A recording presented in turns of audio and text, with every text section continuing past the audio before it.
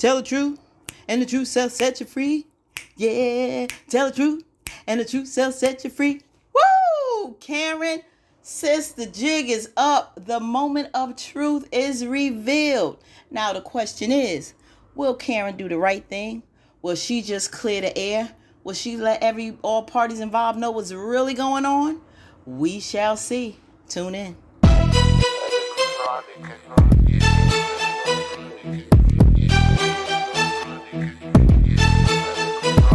Yeah.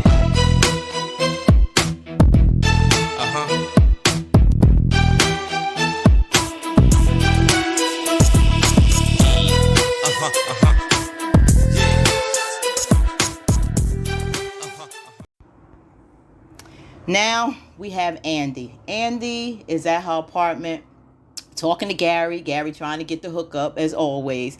Wanting to know when he can see her, when they can go out. And she's telling him, I guess she's going to get with Robin tonight. So that can't be the case. He's like, okay, trying to be pretty cool with it. But, she's wondering why he's so cool. My thing is, Andi, why are you still dealing with this mess that had you in so many entanglements for a few years? Now you going back to thinking that Gary changing just because he got you this penthouse apartment. Why do you not want to cut the cord and stop going back to the nonsense? You are a very intelligent, professional woman. You do not need this mess with Gary, because I still don't trust him. Does he have some surveillance, whatever, in the apartment? Wouldn't surprise me. Would not surprise me and shouldn't surprise you. You should not want to be with anybody that you think may have a bug on you. So she goes to Fuego. Mr. Went to college with Dani and them. Stripper man, dancer. But he is into security and he's an electrician. Brother has his business. So she's going to get him to come over after 5 and see if Gary has something going on. We shall see. Now we have old Karen. She's at the doctor's office. Now, let me tell you, how is a college educated, woman, probably in the 30s, probably. I'm sure they up there in the 30s. Business owner, professional, not act like she's 12 years old, or shall I say 17, going to the gynecologist for the first time. Why didn't she already have a GYN? Please tell me why she wasn't already going to a gynecologist. It's like Aaron is her father taking her to the gynecologist. I have no idea. Now, they making all this small talk about their family, his parents. You've been talking to this guy for a minute now. You don't know about his family, Karen? You didn't share about your family. Like, this is a conversation I think that you should have had before you was having, sex with the man. So, now here we go. The doctor's coming in. She's basically saying that, asking questions why they're here. She's saying, she believes she's pregnant. She wants to just know the timing. Karen acts like this is so new to her. Like, make it make sense, Tyler, some of the things that you write. Please, bruh, make it make sense. Because Karen needs to know about what goes on, how babies are made, conception, and all of this. By now, you went to college. Why is this so new to you? But she explained to the doctor. Doctor, like, okay, I see why you here. Aaron's a great man because she knows him. It's almost give me that T.I. taking his daughter to the gynecologist thing. Like, okay. But anyway, he's there by her side. Good man.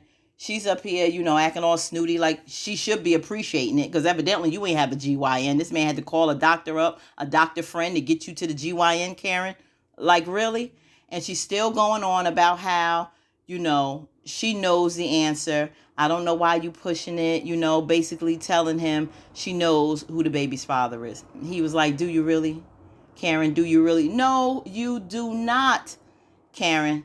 You do not. You are a grown woman who slept with 2 men close together. This is a possibility. I'm sure a teenager could know there's a possibility. Come on, get with it, Karen. Now we are at the airport. This good man here has reunited children with their family after 3 years of trying to get them together. Very noble. I'm glad Tyler put this in the story because there are so many, especially black young girls, black children and women that are missing and nothing is being done. So I'm glad this has been added to the storyline because it's a very noble thing, and I wish more would be reunited with their families. And so, of course, Dani, that really moved her. She thought it was a nice thing. She wanted to apologize. I forgot the guy's name. Oh, man. But anyway, Mr. Missing Children Saver, she had a conversation with him and told him basically she's sorry for standing him up before. She would like to make it up and take him out. And she said, but you're paying. That's my girl. I love Dani. He was like, well, how you taking me out if I'm paying? She was just, that's just the rules. You know, our girl, she don't pay for nothing. Our girlfriends know that. Dani like, look, I work for the airport. I'm not rich. I'm not an attorney. I don't, own a business. Listen, the struggle is real. I'm doing pretty good for myself, but I like the treats. So she told him, there's a lot of things that was going on in her head. And he said, when they go out, hopefully she'll discuss it with him. Now, here we go with Hayden. Oh, my God. He's telling Andi, of course, that, your girl, Fatima, you need to see about her because, she's locked up. Yes, she did this mess in my apartment. Whiny Hayden. You looking very bad, brother. I don't know what goodies going on in, Fatima got going on in between the legs, but it's messed up your mind, bro, that you on this vendetta of revenge against her and Zach. Move on. You are a professional man. You're not too bad looking. You somebody's type. But I see why she's not into you because the way you taking this is so weak. And Andi, of course, is so pissed, but she's going to see about her girl and handle this situation. Now, in the meantime, we have our boy Zach here who's gotten prepped by this guy, which I'm still kind of, y'all put in the comments what you think about this guy soon. He prepped him from the SEC in case they come after him with the stock situation. And I don't know, but they seem to be cool. Zach is good. He thinks that Zach is going to make out fine. In the meantime, Preston, he's helping him unpack, get the apartment together. And I could not believe when Karen first said to Dani that she thought that Zach had something to do with this. With Preston, I really didn't think he was schooling Preston to get with another woman to make Dani jealous. But that's what he did. Zach actually did that. I couldn't believe it. Karen was right on that one.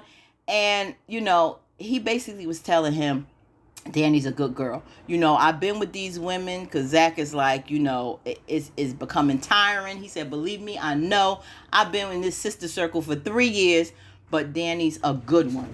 And that was something that, I appreciate Zach saying because him and, him and Dani have always been good friends.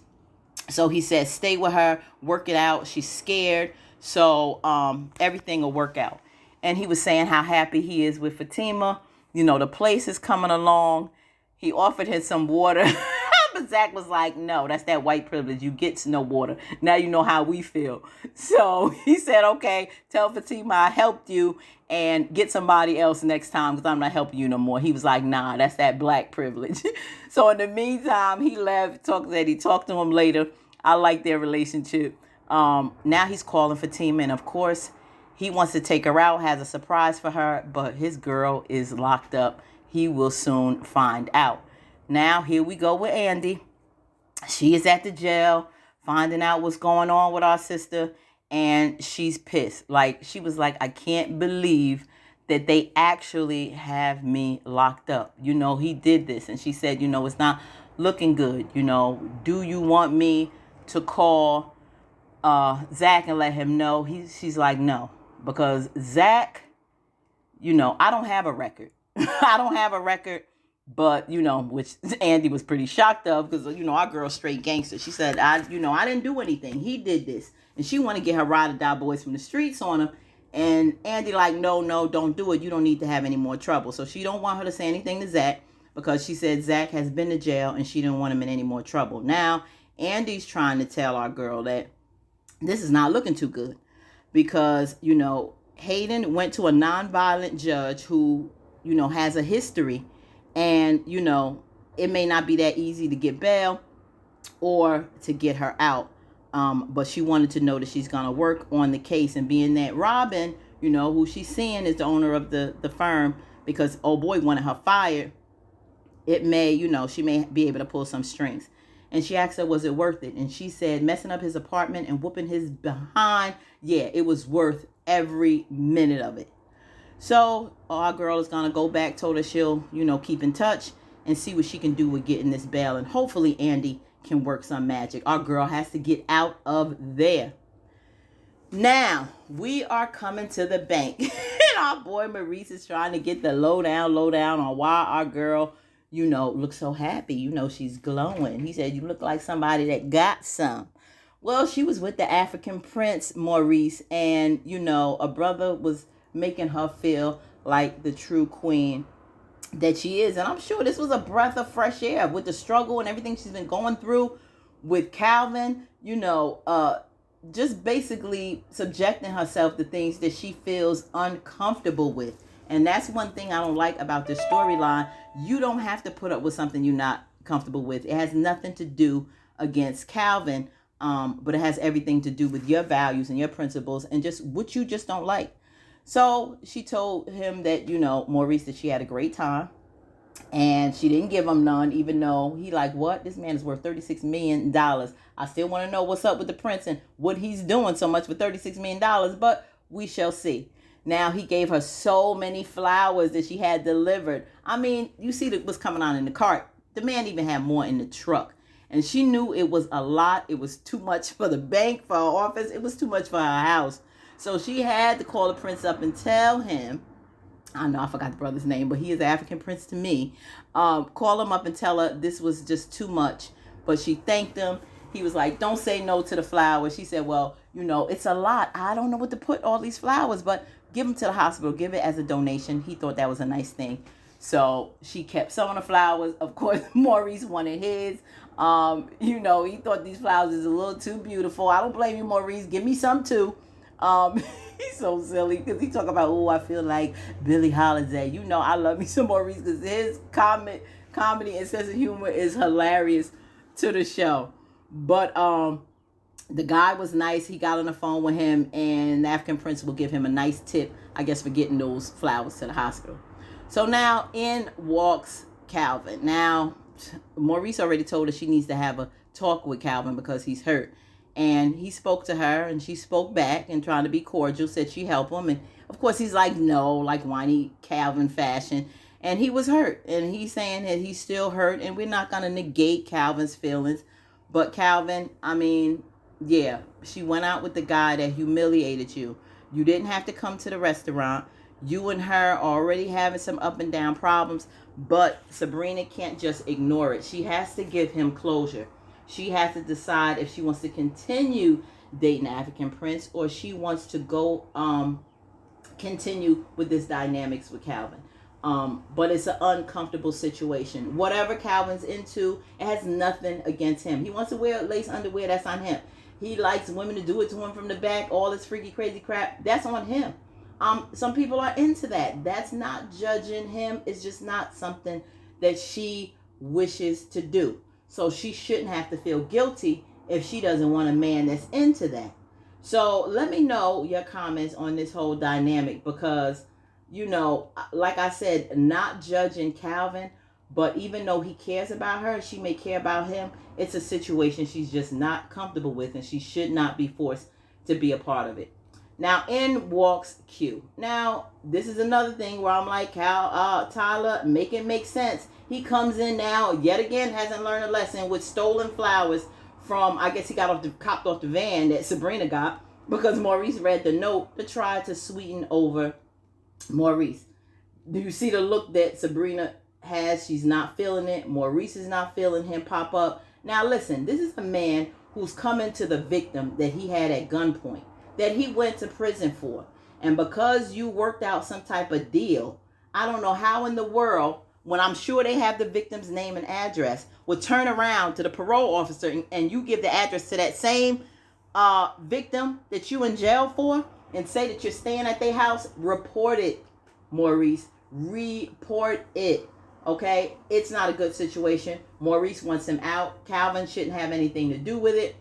He needs to go because it's a bad, bad situation and it doesn't even make any sense. I'll just call the cops on him, period.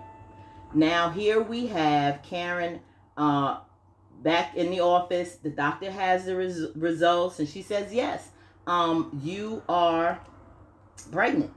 And she asks this time for Aaron if he can, excuse himself and leave. So Aaron leaves because, of course, Karen don't want her to know the results just in case she's wrong. She don't want to have him know about that. So the doctor said, like I said, I'm surprised that the home test picked it up because you're barely over 3 weeks, like barely 4 weeks. She's like, what? Yeah. And then she asked a personal question, which I don't think she had anything, her business, but her and Aaron, I guess if they're a couple or whatever, maybe she's trying to figure out the dynamics of their relationship. But now Karen realizes Zach is not the daddy, okay? The last person you slept with is the daddy, which is Aaron, okay? So this totally blew her mind. The doctor said, Aaron has my number. First of all, you're dealing with her. This is the patient. You should have her number. Deal with her and not Aaron, okay? But now this is blowing Karen's mind. What will she do? Will she do the right thing, tell all the parties involved the truth? Or she's so desperate of having Zach have that hole in her life with a baby that she will hide the truth? Will she even keep the baby now that she knows the truth? I don't know. Put in the comments what you think. I can't wait till next week. Will our boy Zach get locked up? Will he be in there with Fatima? Will Fatima get out? Will Hayden get over himself? Will Sabrina give the African Prince some of the cookie? Or will she still have her little chit chat with Calvin and try to move things over with him? Will Q be looking like a little puppy on Maurice's steps? We'll see next week. Peace.